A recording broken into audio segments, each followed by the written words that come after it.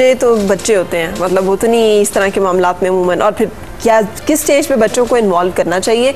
बच्चों की इमोशनल जो वल्नरेबल होते हैं वो ख़त्म भी हो सकते हैं, साइकोलॉजिकली अपसेट भी हो सकते हैं, वो नहीं तो मामलात होंगे। ये बच्चों को पता तो होता है सही, और बच्चों को ये पता नहीं होता कि अब करना क्या है। सही। और जब आपको बहुत गंभीर मसले का सामना हो और आपको बिल्कुल पता ना हो कि करना क्या है तो आप ज़्यादा अपसेट होंगे ना। बिल्कुल सही। और जब आपको पता हो कि आपने ये करना है, आपने अपने जज्बात का इजहार करना है, आपने अपनी मोहब्बत का इजहार करते हुए अपनी तरफ से इज्जत के दायरे में रहते हुए ये काम करना है। देखिए, बेइज्जती का इस काम में तौहीन का कोई मकाम नहीं है। सही, ठीक है। तो एक तो यह है कि बच्चों का या दामाद का या किसी और का, चूंकि एक रिश्ता होता है जो बहुत ज़्यादा नाजुक फर्ज होता किया एक खातून ने इस तरह से बच्चों को या और फैमिली मेंबर्स को अपने साथ शामिल करना है, उसे किन अल्फाज में बताना चाहिए कि ना तो उसमें तौहीन और तज़ीक का पहलू हो, ना इस तरह की कोई बात होगी जिसकी वजह से कोई मतलब जो शौहर को भी नागवार या बीवी को भी नागवार गुजरे, और जो उसके लिए भी सोशली एक वो जिसे कहते हैं ना शर्मिंदगी का बायस ना हो। बच्चों को से अगर वो बात कर रही है या कर रहा है तो उनके लिए भी इमोशनल डिस्टर्बेंस का बायस ना बन जाए बात कि वो बात की किस अंदाज में। सबसे पहली बात है कि डॉक्टर साहब मैं ब्रेक ले लूँ एक जी, यहाँ से ब्रेक लेके वापस आ जाते हैं, फिर यहीं से हम कंटिन्यू करेंगे, साथ रहिएगा।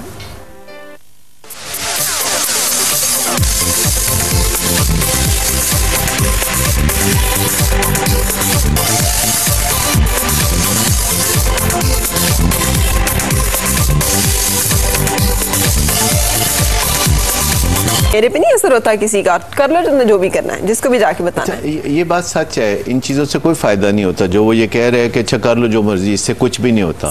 यानी अगर आप किसी को बदनाम कर देंगे तो वो कहेगा अच्छा चलो बदनाम तो ऐसे भी है वैसे भी सही, तो फिर ये एक कोई कारामद तरीका नहीं।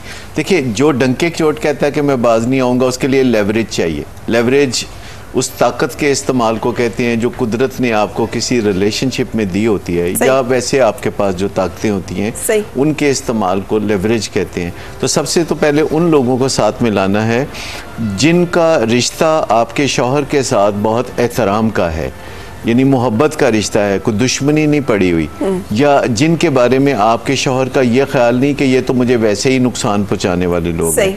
तो आपने पॉजिटिव वेल मीनिंग लोगों को अपने साथ मिलाना है। देखिए, उसमें बच्चे हैं जो खत लिख सकते हैं और एक से ज्यादा खत लिख सकते हैं। कैसे बताया जाए कि बेटे ये मामला है कि जिसपे वो ये ना हो कि वो एकदम से सहम जाएं या डर जाएं या वो टूट फूट जाएं और वो कहें ये क्या हो गया। सबसे पहले तो आपके अपने दिल में अगर खामद का एहतराम होगा तो आप अगर एहतराम और मोहब्बत से ऑपरेट कर रहे हैं तो आप सबसे पहले तो अपनी बॉडी लैंग्वेज को, अपने फेशियल एक्सप्रेशंस को, इन सब चीज़ों को मैनेज करेंगे, टोन ऑफ वॉइस को मैनेज करेंगे। फिर आप सोचेंगे कि ये किरदार की ख़राबी नहीं है बल्कि ये इंसानी कमज़ोरियों का इजहार है। यानी ये एक इल्लत है जो जिसके पीछे वजूहात जो हैं वो बुरी नहीं है, तरीक़ेकार बुरा है। अमूमन इंसान की जितनी भी इल्लतें होती हैं उसमें नीयत कोई बुरी नहीं होती। मिसाल के तौर पर ओवर ईटिंग है, तो ये तो इंसान खाने को एंजॉय करने के लिए ओवर ईटिंग नहीं है ना, ये तो मतलब इसमें कमिटमेंट, मतलब आपकी अल्लाह ताला के साथ एक कमिटमेंट है, आपके एक बंदे के साथ आप कमिटमेंट है, आप उसको कैसे तोड़ सकते हैं? इंसान की कमिटमेंट तो कदम कदम पर, हर लम्हे, हर मोड़ पर है। आपकी अपने साथ भी कमिटमेंट है कि आप अपनी सेहत को बरकरार रखेंगे या अच्छी सेहत को बनाए रखेंगे। आप सब कहते हैं कि हमें अच्छी सेहत चाहिए, तो फिर हम ओवर ईटिंग करते हैं तो नीयत ये होती है कि हमें लुत्फ आएगा। इसी तरह अगर कोई शराब पीता है तो उसकी नीयत सुकून पाने की है। ये अलग बात है कि ये तरीक़ेकार ठीक नहीं है। तो सबसे पहले तो आप समझें कि जो कुछ भी खामद कर रहे हैं तो उनकी नीयत जो है कोई बुरी नहीं है, उनका तरीक़ेकार बुरा है। ठीक है।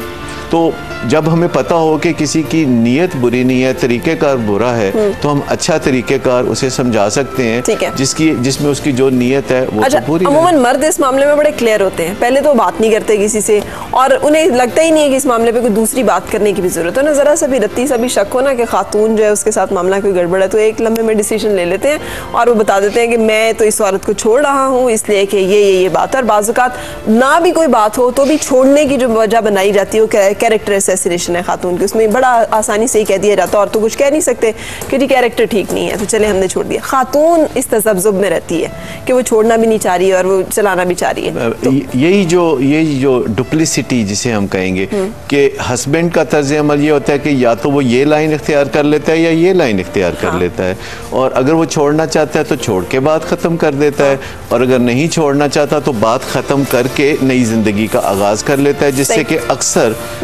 उनकी ज़िंदगी आगे बेहतरी की तरफ चलना शुरू हो जाती है।